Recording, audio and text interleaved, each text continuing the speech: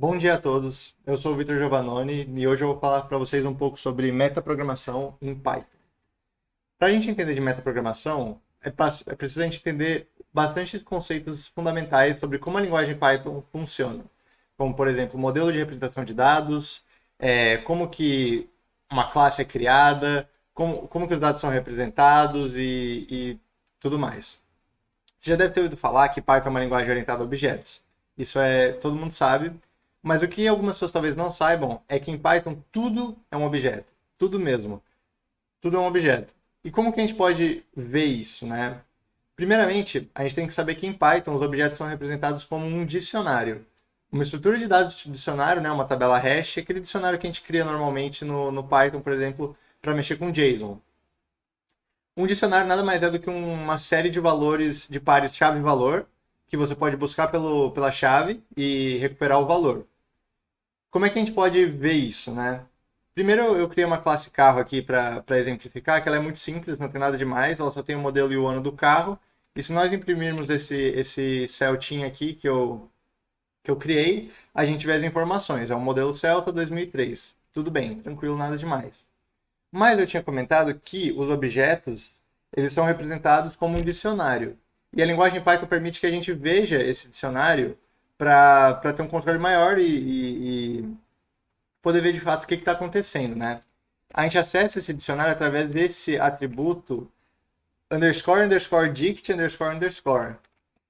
Esses métodos e atributos que começam com dois underscores, a comunidade costuma chamar de dunder. Então, se um dia vocês encontrarem essa palavra, saibam que são os métodos e atributos que começam com dois underscores. E aí, se a gente imprimir isso daqui, a gente vê que realmente temos um dicionário. E esse dicionário tem a chave modelo e o valor celta, chave ano, o valor 2003, que nem a gente esperava aqui, né?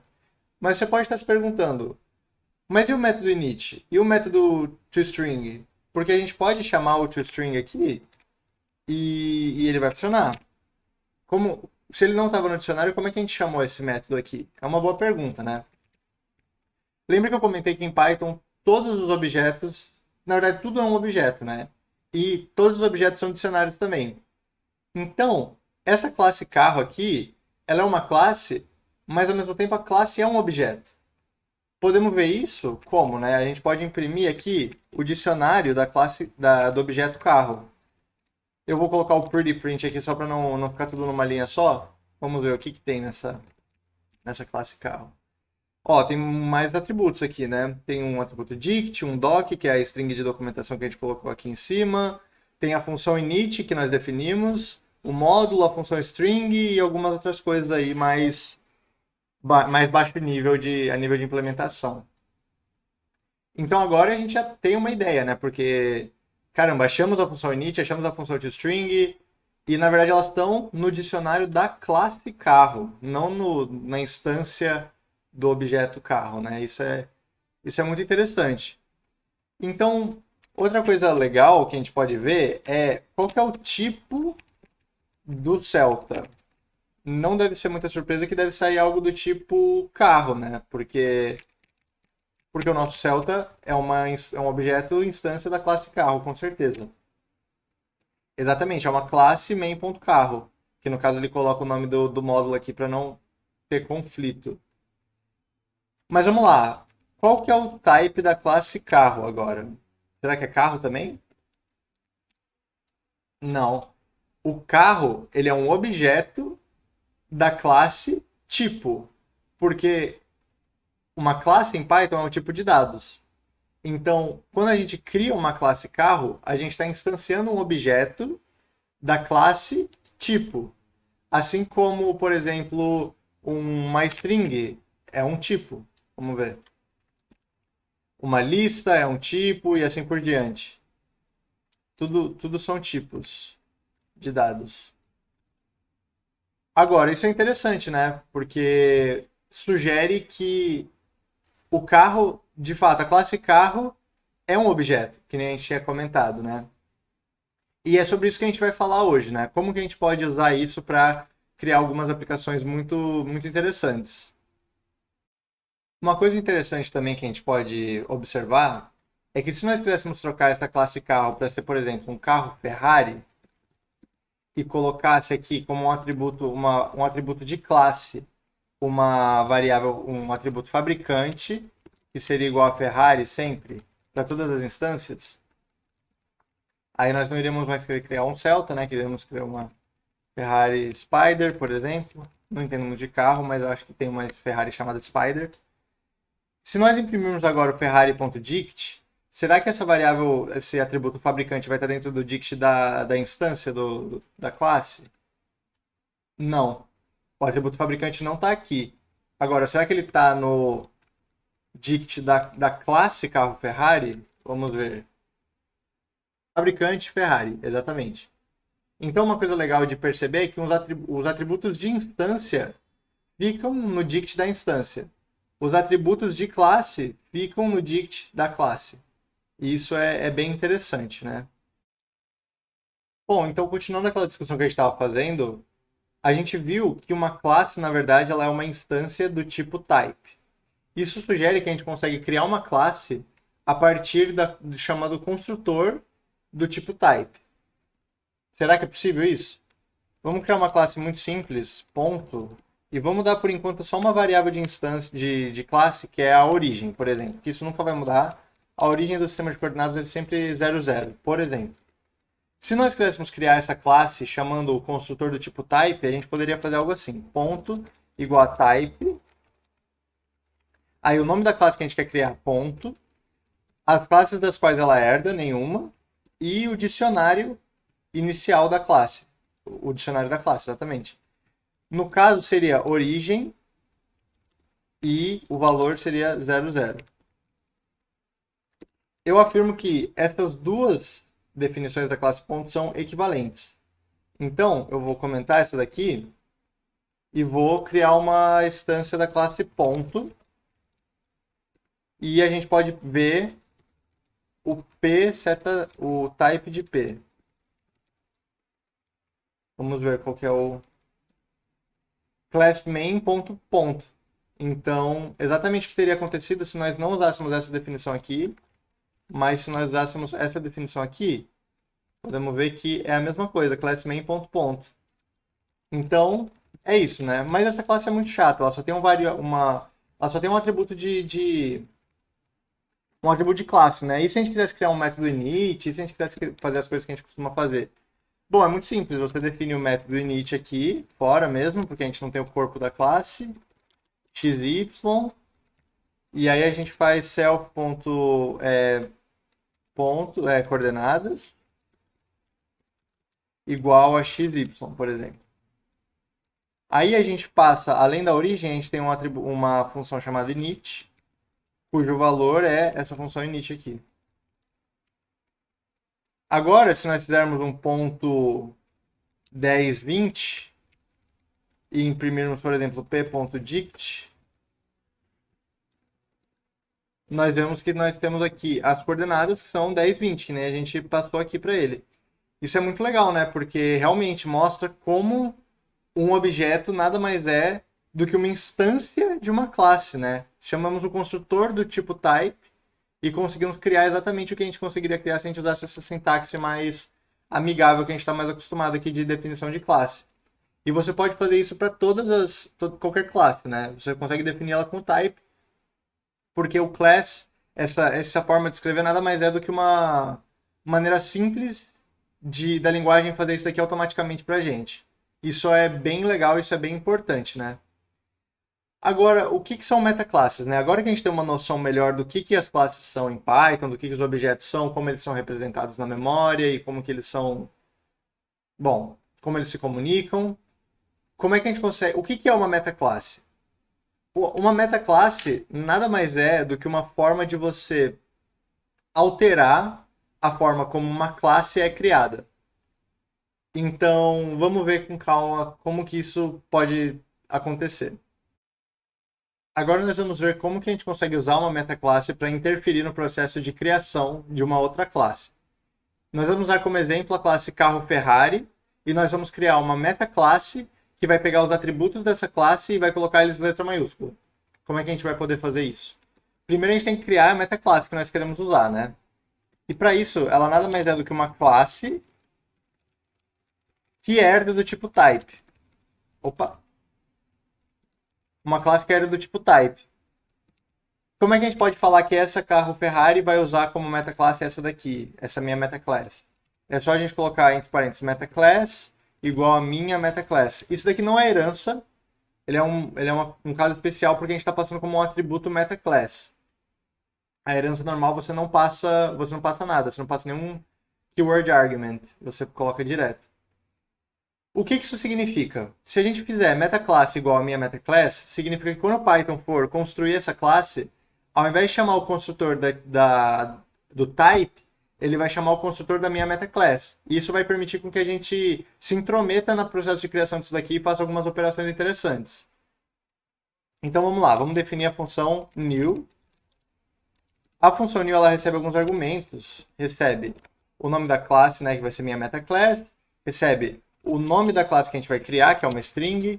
Recebe as bases, que é um tuple. E recebe um dicionário, um namespace, que é um dint. Beleza, o que são esses argumentos?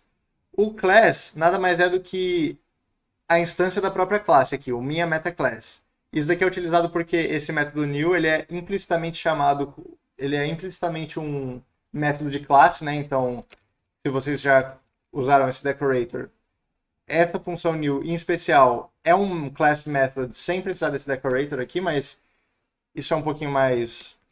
não é necessário para entender o que está acontecendo. O name é o nome da classe que a gente vai criar. A nova classe, nesse caso, seria carro Ferrari. As bases são as classes das quais ela herda. No caso, não temos nenhuma. E o namespace é o dicionário que essa classe vai ser criada. Mas vamos ver concreto para não ficar só no blá blá blá, né? Vamos printar o name, vamos printar as bases e vamos printar, vou colocar como pretty print só para ficar mais bonitinho, o namespace. E aí a gente tem que retornar uma instância, na verdade, uma instância desse tipo type aqui, que no caso seria carro Ferrari. Então a gente vai chamar o construtor, a gente vai passar, na verdade, para o nosso type aqui, a gente vai só printar isso e não mexer em mais nada por enquanto. Então ele recebe o name, bases e namespace. Vamos ver o que acontece agora. Note que a gente não vai criar nenhuma instância da classe carro Ferrari, nenhum objeto da classe carro Ferrari, mas a classe carro Ferrari vai ser construída sim. E tecnicamente deve printar isso daqui, né? Se a gente está falando a coisa certa, vai printar isso daqui. Vamos ver. New... Bom, deu um problema. Lógico que dá um problema, né? New X is not an object of type string. Se eu não me engano, na verdade tem que ser isso daqui. Isso daqui, eu sempre erro isso. Beleza, é isso aqui. Tem que só passar os argumentos pra frente mesmo, como se nada tivesse acontecendo. Então vamos lá, o que ele imprimiu pra gente? Ele imprimiu o nome é carro Ferrari, que é o nome da classe que a gente quer criar. As bases são nenhuma, né? Porque a gente não está herdando de ninguém. E o namespace é tudo isso daqui, né? Tem a string de documentação, tem a função init, tem o módulo, o nome qualificado e a função toString, fabricante e quanto custa. Então olha só que legal. A gente pode mexer nesse namespace antes de passar para o construtor do tipo.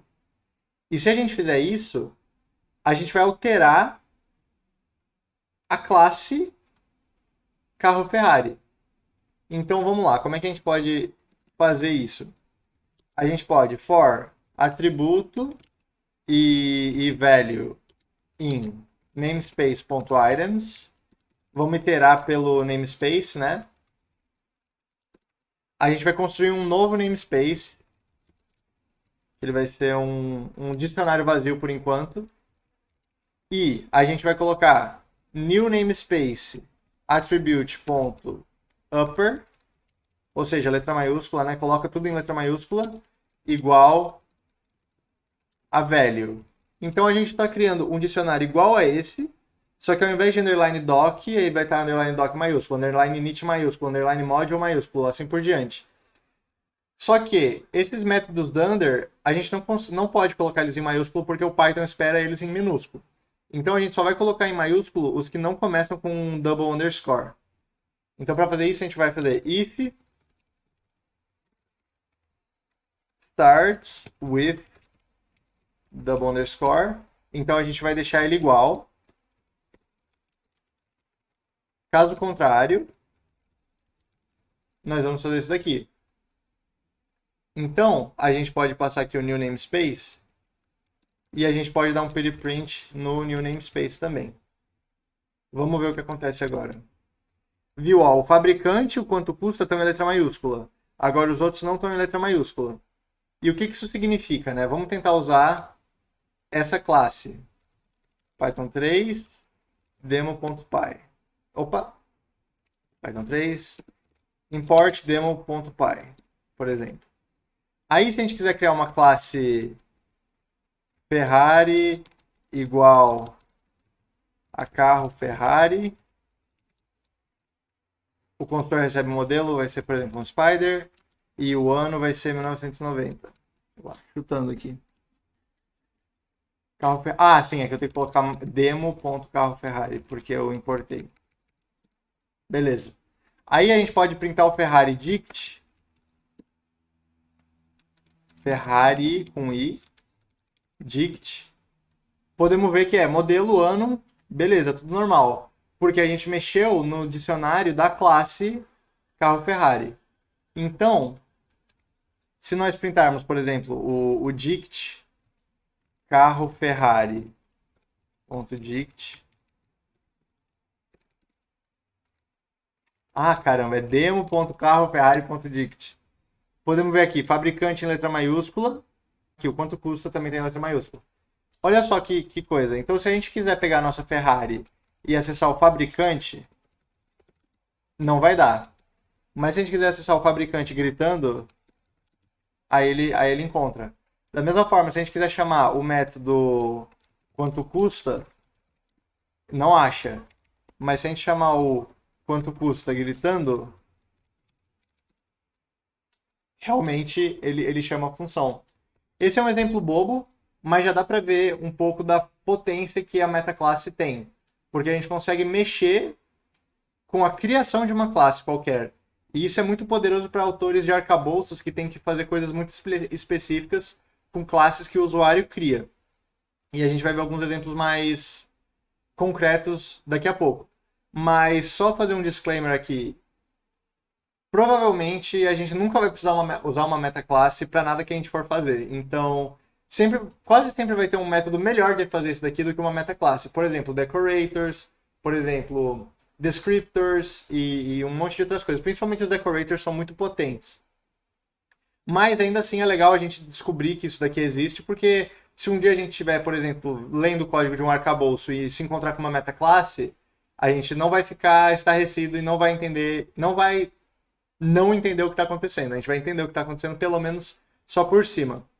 Então fica esse disclaimer, né? Isso daqui tudo é muito interessante, mas não é muito prático no dia a dia. Mas é legal a gente saber porque o conhecimento sempre é válido, né?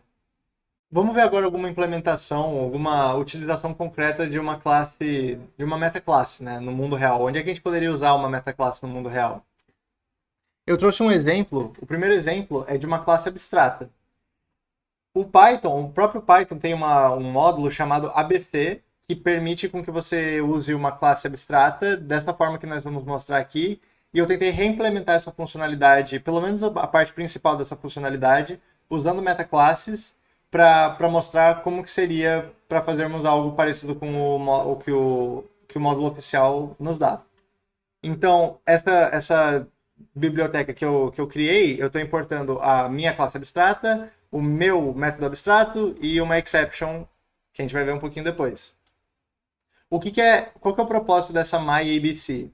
Essa myABC é uma classe que você vai herdar se você quiser falar que uma classe é abstrata, ou seja, que ela possui métodos abstratos e, consequentemente, não pode ser instanciada sem uma implementação. Então, aqui a gente tem uma classe de leitor de dados, que tem um método abstrato readInput.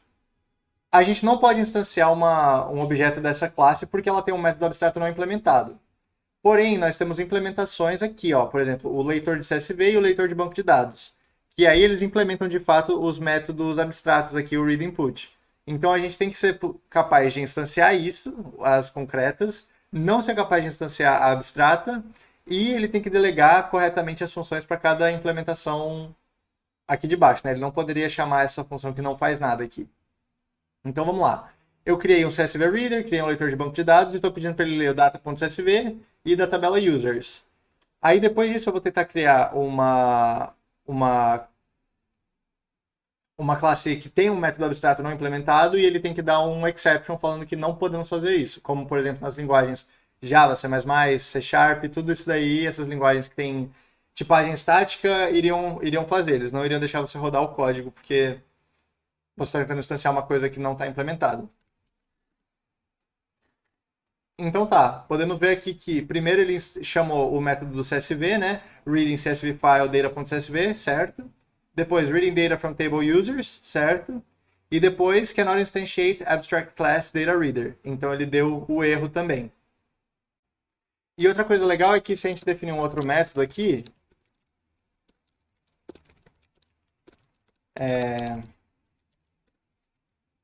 aí vamos ver se ele vai deixar a gente chamar csvreader.test e dbreader.test. Vamos ver se ele vai deixar a gente chamar essas funções aqui. Sim. Então, observa que legal que, como esse método não é abstrato, a classe não precisa implementar se ela não quiser. E ele vai chamar a implementação da superclasse, mesmo sendo uma classe abstrata. Então, é bem parecido com uma classe abstrata de uma linguagem Java da vida e a gente consegue chegar nesse resultado usando metaclasses. A implementação aqui, ela funciona usando essa metaclasse myABCMeta, que define três métodos. O mais importante é o call.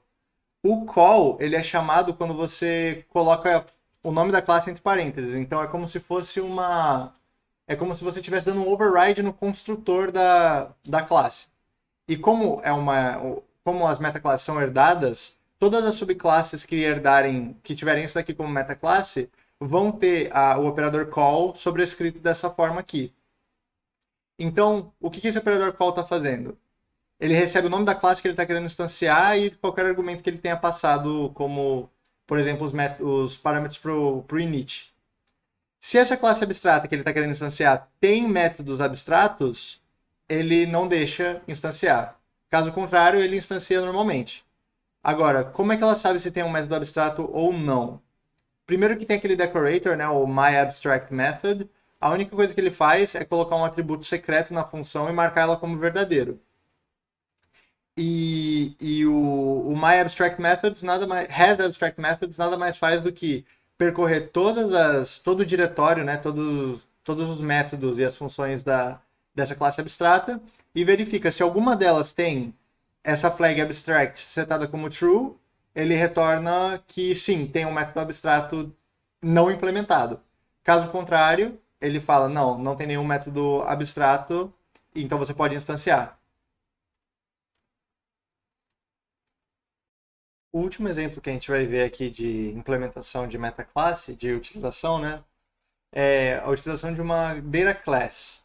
Uma data class também tem uma equivalente no módulo oficial do Python, né, um módulo oficial chama data classes, e a API que ela fornece é um pouco diferente da minha, porque eu estou usando metaclasses para chegar nesse objetivo, e a do Python usa decorator para atingir esse objetivo. Mas ainda assim eu tentei fornecer uma interface tão próxima quanto, e ainda assim mantendo razoavelmente simples para conseguir explicar aqui. E o que é uma data class? É como se fosse, entre essas, uma classe que o principal valor dela são os seus atributos, e não necessariamente vai ter uma lógica muito complicada, é como se fosse uma struct do C++, assim. Então, o myDataClass, uma classe que herda do myDataClass, não precisa definir um método init. Ela só precisa definir aqui os tipos e os nomes dos atributos que o myDataClass vai automaticamente gerar o construtor dela. Então, se a gente vê que não definimos o método de init aqui, mas quando a gente instancia o person e chama a função greet, ele chama corretamente. Opa, tem um ponto pai. Ah, é porque ele retorna só string, ele não printa isso. Vamos printar João. Hello, João. Então, é interessante porque, imagina, se você tivesse muitos atributos aqui, seria muito chato você criar um init com todos esses atributos e atribuir um por um e tudo mais. A Data Class do Python permite você fazer mais coisas ainda, como, por exemplo, ela gera método de comparação, método de printar string, tudo bonitinho, automaticamente, e também permite que você adicione métodos customizados, mas eu optei só pela geração do método init porque ele já consegue ilustrar bem a utilização da meta classe. Então vamos lá. Como é que funciona isso? O método mais importante aqui é o new. O new ele é chamado antes do init. Então, quando a gente for criar a classe, bom, a gente já viu, né, que ele vai ser chamado antes antes da criação da classe com namespace e tudo mais. Aí a gente descobre quais são os atributos com esse atributo annotations aqui. Esse atributo annotations, ele vai nos dar esses valores aqui, name string, age int e qualquer outra coisa que tiver aqui. Esse dicionário vazio é só para ele retornar vazio caso não tenha esse atributo e não dá uma exception. Aí a gente faz o quê? A gente pega esses atributos e literalmente cria uma função init, um string, passando esses atributos, com essa função get init method. Ela gera uma string mesmo, não gera uma função, não retorna uma função, retorna uma string. Aí a gente chama a função exec com essa string, passando como o contexto global, as variáveis globais do contexto atual, e como variáveis locais, o namespace da classe. Então, qualquer coisa que for definida dentro dessa função vai ser populada no namespace local da classe, e se ele definir alguma coisa global, vai ficar aqui nesse globals, aqui no contexto global desse programa.